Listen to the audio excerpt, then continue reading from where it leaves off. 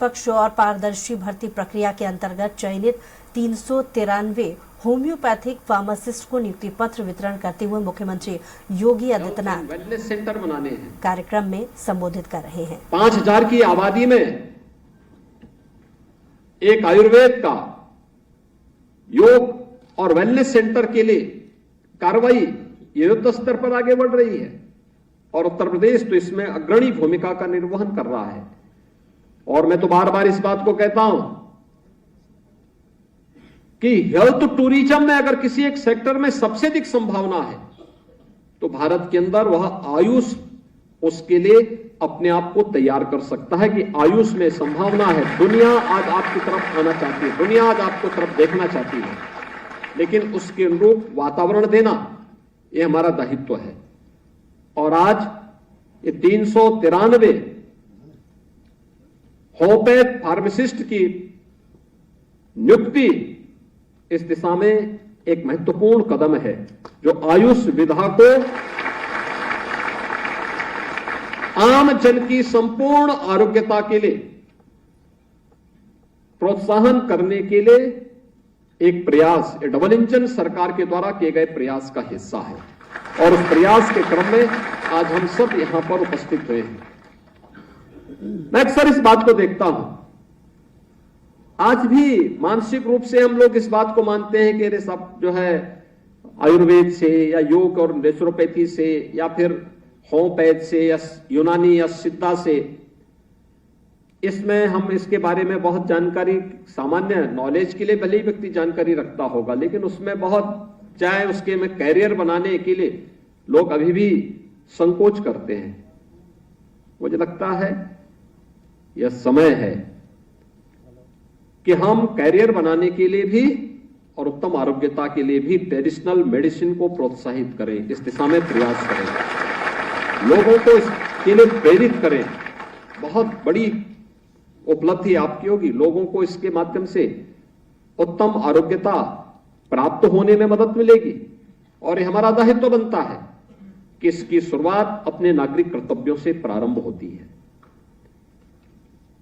अगर आयुष से जुड़े हुए हरेक चिकित्सक, चाहे वह आयुर्वेद का हो, यूनानी या सिद्धा से जुड़ा हुआ हो, होम्योपैथ का हो, वे अपनी संकोच को दूर करें, रिसर्च एंड डेवलपमेंट के कार्यक्रम को आगे बढ़ाने में योगदान दें, तमाम अन्य कार्यक्रमों के साथ जुड़े जो उसको एक पहचान दे सकती हो। इस विधा के प्रति हम अपने स्तर पर भी योगदान दे सकें। और ये केवल चिकित्सक ही नहीं बल्कि इस विधा से जुड़े हुए जो पैरामेडिकल स्टाफ है, जो पैरामेडिक्स है, उसकी भी एक बड़ी जिम्मेदारी बनती है। वह इसमें बैकबोन बनकर के बड़ी भूमिका का निर्वहन कर सकता है। आपके द्वारा जुटाए जाने वाला एक डाटा जो आप जुटाएंगे, पेशेंट आया, किस प्रकार का पेशेंट है, उसकी प्रकृति क्या है, उसके लक्षण क्या हैं, पृष्ठभूमि क्या है, इन सब के बारे में थोड़ी जानकारी लेकर के अगर एक डायरी मेंटेन करके आप तैयार करेंगे तो आप देखेंगे आपके पास एक अच्छा खासा डाटा तैयार हो जाएगा। और फिर उस पर एक स्टडी रिपोर्ट तैयार करना, ये धीरे धीरे करके आप देखना वो एक रिसर्च का बेस आपका तैयार करेगा। और वही रिसर्च बहुत सारे लोगों के जीवन में परिवर्तन लाने का माध्यम बन सकता है। आप याद करिए, जब होम्योपैथ के बारे में सामान्यतः ट्रेडिशनल मेडिसिन होने के नाते आयुष का इसके पार्ट बनाया गया। इसका जन्म जर्मनी में होता है, लेकिन इसकी मीठी मीठी गोलियां आज भी एक सामान्य व्यक्ति भी लेने में परहेज नहीं करता, क्योंकि उसको मालूम है कि बच्चा हो या बुजुर्ग, किसी भी उम्र का व्यक्ति वो आराम से इसकी गोलियों को ले लेता है और फिर उसके प्रभाव को भी समझता है, उसके प्रभाव को भी अंगीकार करता है। इसलिए बड़ी भूमिका के साथ आपको कार्य करना है तो सबसे पहले अपनी जिम्मेदारियों का निर्वहन करना। जहां ड्यूटी दी जाए वहां पे रह करके, पूरे समय रह करके, अतिरिक्त समय में भी अगर हम कार्य कर सके तो अपने कैरियर को बनाने के लिए जिस विधा का आपने चयन किया है, इस विधा के प्रति आपकी एक कृतज्ञता होगी कि आप इस विधा को मजबूत करना चाहते हैं। अन्यथा अगर आपने नौकरी प्राप्त करने के बाद आप अपनी ड्यूटी पे न गए, वहां पेशेंट के साथ आपका व्यवहार ठीक नहीं होगा, तो फिर यह न केवल एक कृतज्ञता होगी बल्कि अन्य लोगों को हतोत्साहित करने वाला भी होगा।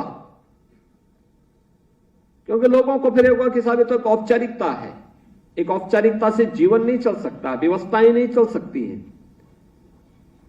हम जब अपने अधिकारों की बात करते हैं तो इन्हीं सब बातों को लेकर के हमेशा चर्चा होती कि अधिकार से महत्वपूर्ण अपने कर्तव्य होने चाहिए। कर्तव्य, हमारा कर्तव्य क्या है? समाज के लिए, राष्ट्र के लिए, व्यवस्था के लिए, आने वाली पीढ़ी के लिए हम कहां ले जाना चाहते हैं, ये उसमें एक बड़ी भूमिका का निर्वहन करेगा। और मुझे लगता है कि जिस दिन भारत का हर नागरिक, चाहे वह किसी भी क्षेत्र का हो, अपने अधिकारों को गौण करके अपने कर्तव्यों के प्रति जागरूक हो जाएगा, भारत को दुनिया की बड़ी ताकत बनने से कोई रोक नहीं सकता है। भारत दुनिया के एक महाशक्ति के रूप में स्थापित होगा। हमें उस दिशा में प्रयास करना चाहिए और ये हर भारतवासी का दायित्व बनता है, जिस भी क्षेत्र में काम कर रहा है। आज का ये कार्यक्रम देश प्रदेश के अंदर प्रधानमंत्री जी के विजन को, आयुष पद्धति को मजबूती प्रदान करने का एक माध्यम है। जैसे यहां पर 393 होम्योपैथ से जुड़े हुए फार्मासिस्ट को आज नियुक्ति पत्र वितरित किया गया। इससे पहले आयुर्वेद से जुड़े हुए पैरामेडिक्स को भी हम लोगों ने इसी प्रकार से नियुक्ति पत्र उपलब्ध कराए थे। अन्य विधाओं के प्रति भी इसी प्रकार के कार्यक्रम चल रहे हैं। अभी हाल ही में हमारी कैबिनेट ने योग और प्राकृतिक चिकित्सा से जुड़े हुए उन लोगों को जिनकी डिग्री अब तक उत्तर प्रदेश के अंदर मान्य नहीं होती थी, उसको मान्य करने के लिए भी एक नए कदम को आगे बढ़ाया है कि योग और प्राकृतिक चिकित्सा ये विधिवत तरीके से उत्तर प्रदेश के अंदर हम लोग उन डिग्रियों को मान्य करें जो किसी मान्यता प्राप्त शासकीय व्यवस्था के अंतर्गत मान्यता प्राप्त कोई डिग्री है, कोई डिप्लोमा है, उसको हम प्रदेश के अंदर भी मान्य करेंगे। और उस प्रकार की डिग्री और डिप्लोमा कोर्स उत्तर प्रदेश शासन भी अपने यहां से आयुष विश्वविद्यालय के माध्यम से या डायरेक्टरेट के माध्यम से इस प्रकार के कार्यक्रम संचालित होंगे, जिससे अधिक से अधिक क्षेत्र में लोग हेल्थ एंड वेलनेस के कार्यक्रम को, उस प्रकार के सेंटर का संचालन कर सके और ट्रेन्ड मैन पावर उन्हें उपलब्ध हो सके। इसके लिए राज्य सरकार तेजी के साथ कदम बढ़ाते हुए कार्यक्रम को आगे बढ़ाना चाहती है।